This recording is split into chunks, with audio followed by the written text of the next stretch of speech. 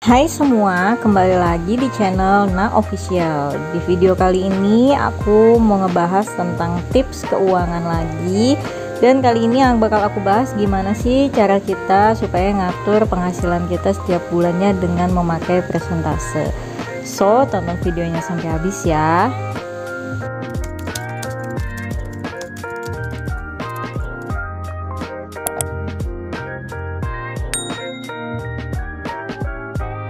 Metode persentase yang bakal digunain yaitu metode 50 banding 30 dan banding 20. 50 nya itu artinya 50%, 30 nya 30% dan 20 nya 20%. Persentasenya diambil dari total gaji kalian, jadi tinggal dikalikan aja nantinya di dalam realnya itu. Nah, untuk penjabarannya di sini kalau yang 50% itu, terus 30% itu dan 20% itu untuk apa sih? Aku bakal kasih tahu ke kalian ya.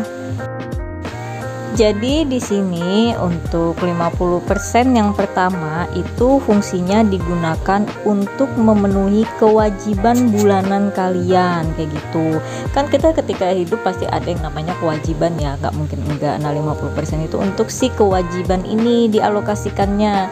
Dan selanjutnya 30% itu dialokasikan untuk kebutuhan hidup kalian. Hal yang dibutuhin nih buat menjalani hidup itu apa, dialokasikan dengan si 30% ini. Dan yang terakhir 20% yang gak pernah kelupaan yaitu adalah untuk tabungan atau investasi. Ini juga wajib banget nih di kalian sisihkan 20% untuk hal ini, karena penting sekali di dalam kehidupan kita punya tabungan sedikit pun nggak masalah, yang penting ada. Jangan sampai nggak pernah ada yang ditabung setiap bulannya gitu.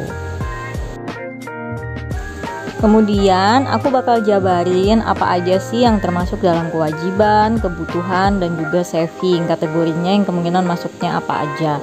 Nah untuk yang pertama sih 50% kewajiban ini apa aja yang bisa dimasukkan dalam kewajiban. Yang pertama yaitu adalah untuk pembayaran listrik, pembayaran air, pembayaran kontrakan rumah kalau memang kalian ngontrak, atau bayar cicilan rumah kalau memang kalian ada KPR rumah.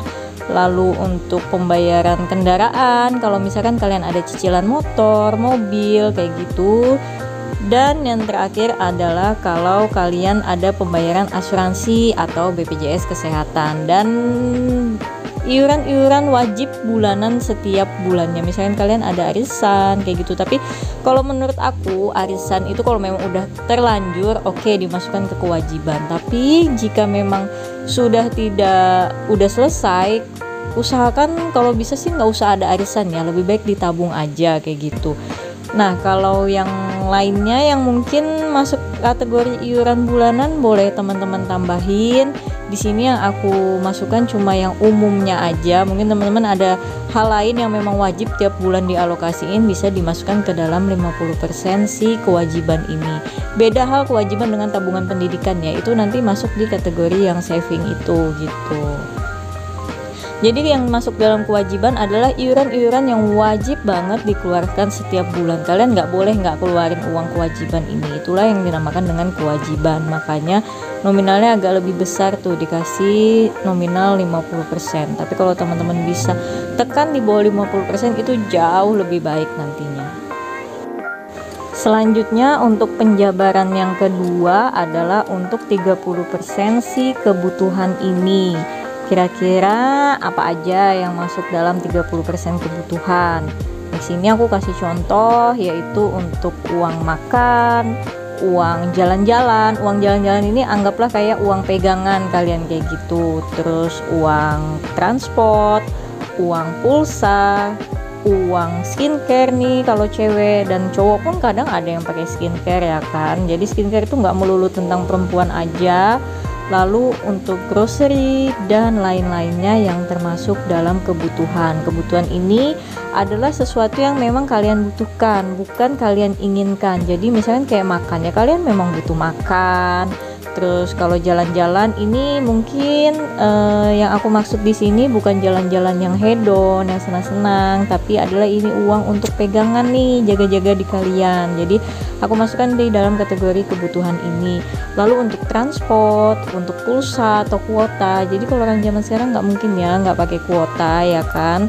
Dan untuk skincare kalau cewek, dan juga untuk grocery, belanja bulanan. Jadi hal-hal yang memang dibutuhin setiap bulan. Tapi kalau misalkan untuk kayak beli pakaian, untuk beli sepatu, beli tas, itu kan bukan kebutuhan-kebutuhan yang rutin nih setiap bulan kayak gitu. Jadi nggak perlu dimasukkan dalam list kebutuhan bulanan kalian. Bolehlah itu nanti sesekali, kayak misalkan berapa bulan sekali belinya, tapi nggak harus setiap bulan kayak gitu. Jadi beda banget kebutuhan dengan keinginan ya kan.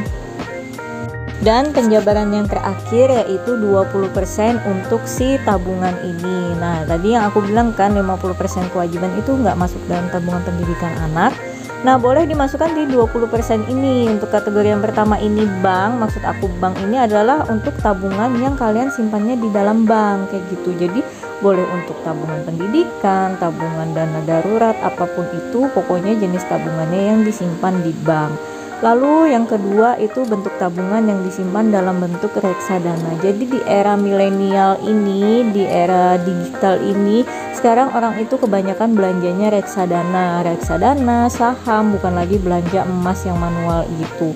Tapi kalau untuk saham itu menurut aku bukan investasi yang low risk ya, dia high risk. Jadi yang paling low risk itu adalah reksadana, karena itu sudah bisa sekarang udah dimasukkan dalam kategori bisa digunakan untuk simpanan dana darurat kalian. Makanya aku masukkan reksadana di kategori tabungan kalian gitu. Terus yang ketiga itu untuk beli emas, yang aku bilang masih kayak agak jadul tapi masih banyak yang juga menggunakannya, karena emas juga bisa menjaga inflasi uang kalian kayak gitu. Nah terus yang terakhir adalah menabung di celengan. Ini yang amat sangat manual banget ya kan. Kalau memang teman-teman yang enggak familiar buat ke bank, reksadana kayak gitu. Terus kalau misalkan mau beli emas kan nggak mungkin nih dalam langsung sebulan langsung beli emas. Mungkin lebih nyaman nyambungnya di celengan, ya bisa dimasukkan di dalam celengan. Pada intinya 20% ini adalah betul-betul harus disisihkan untuk ditabung setiap bulan jika kalian punya penghasilan, berapapun penghasilan kalian itu. Jadi sebenarnya selain pakai 50 30 20 ada tuh penjabaran yang lebih agak detail yang kayak 50 kewajiban, 30 kebutuhan, 10% menabung, dan 10% untuk uang pegangan. Nah yang aku maksud uang pegangan ini yang kayak aku masukkan di kategori kebutuhan untuk jalan-jalan. Nah ketika dijabarin jadi 10-10 antara tabungan dan ekstra atau sisa pegangan, itu memang nominal tabungannya agak lebih kecil, tapi jatuhnya kalau menurut aku kayak lebih nyaman sih membaginya. Tapi kalau teman-teman mau pakai cara begitu bisa juga, kalau memang pengen tabungannya utuh nih 20%, tapi tetap ada uang pegangan 10%, berarti si kebutuhan atau si kewajiban dikurangi 10% kayak gitu. Makanya aku bilang di awal sangat baik sekali jika kalian bisa tekan itu antara si kewajiban dan kebutuhan. Jadi kalau memang udah sekarang terlanjur nih punya kewajiban yang banyak, yang contoh kayak arisan yang nggak penting-penting banget, itu ketika udah selesai udah di-cut aja, jangan dilanjutin lagi. Tapi kalau kayak untuk yang kayak kendaraan untuk menunjang pekerjaan oke lah. Tapi kalau untuk beli kendaraan lagi, jadi misalkan nih udah beli motor tipe A, ternyata beberapa tahun tipe A udah nggak bagus nih, ada tipe B yang memang udah lebih hype lagi nih, jadi ikut-ikutan lah beli si tipe B, nambah lagi cicilan, yang lama dijual akhirnya ngulang lagi cicilan. Padahal si motor yang lama masih bagus, mesinnya masih oke, bodi masih oke, pokoknya semuanya masih terawat, cuma karena mau ngikutin model yang baru aja akhirnya nambah lagi cicilannya. Hal kayak gitu ditinggalin dulu, jangan deh. Selama motornya, kendaraannya yang lama masih ada, itu mau motor kayak mobil kayak selama masih bagus-bagus aja, kalau saran aku mending uangnya disimpan buat dijadiin investasi atau disimpan nanti dijadikan modal usaha. Karena kan nggak mungkin ya mau kerja terus-terusan, apalagi kalau karyawan swasta. Kalau PNS sih masih oke lah ya, masih ada dana pensiun. Nah kalau karyawan swasta kan kita cuma ngarepin dari dana jam sostek aja, BPJS aja. Makanya penting banget kita untuk punya selalu tabungan atau investasi.